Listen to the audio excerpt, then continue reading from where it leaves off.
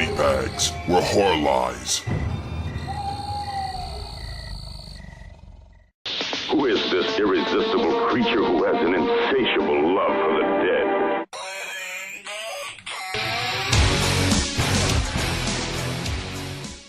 Hey guys, happy Thursday, this is your Fright Chick speaking.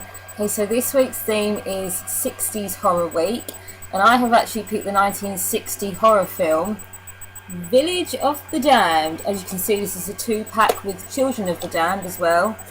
Both pretty good flicks. Okay, so basic premise of Village of the Damned is a fictional small London town called Midwich, and on just any old random day, everyone in the town falls unconscious. Outside forces such as the military and just passers-by and such soon work out that there is actually a perimeter to this. It's happening in a specific radius around this town. It also affects the aircraft that are going over it and such. Everyone just falls asleep.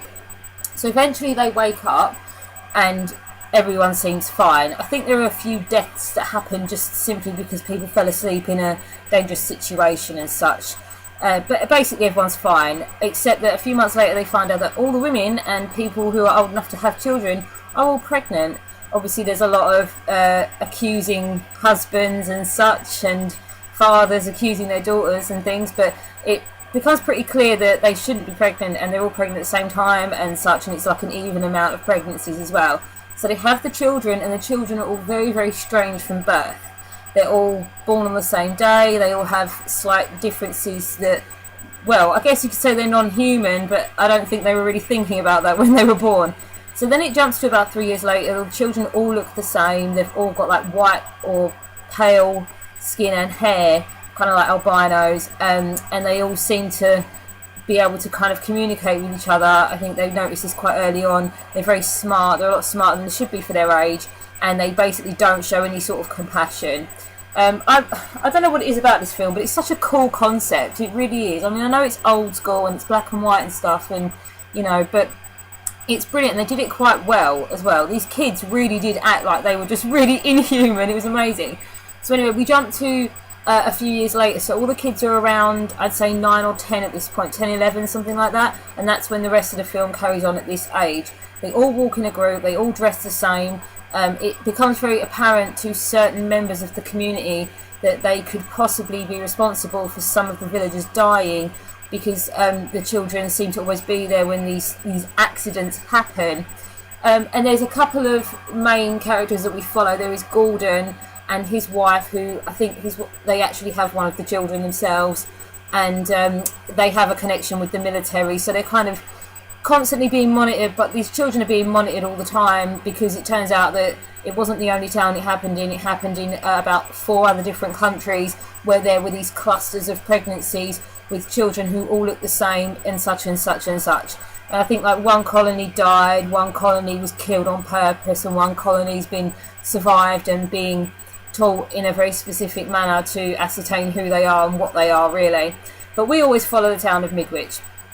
And as the film goes on, Gordon, one of the townspeople, tries to engage with the children and I guess teach them some humanity and teach them in general. He wants to just kind of nurture them and figure out just kind of who they are really. It's just very, very weird. And the children all talk like little adults, and it's all very proper and prim and it's really fucking creepy when kids talk like that anyway, especially in that old-timey accent. Like, I don't know if any of you people out there who are not from Britain think that we talk like that still to this day, but we don't, and it's really creepy when we hear it too, okay? But yeah, it's a great film, and obviously as time passes in the movie, we do see the children actually kill people by telekinetically and telepathically making them do it themselves.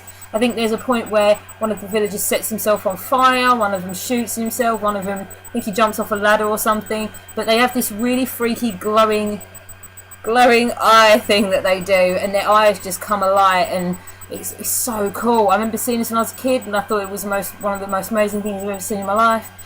So yeah, they all stand there and just look and stare at the person that they're going to get rid of, and then they do it, and the guy or woman gets rid of themselves, and then they all just kind of walk off because they don't care. They're just basically eliminating the threat. That's what they're doing.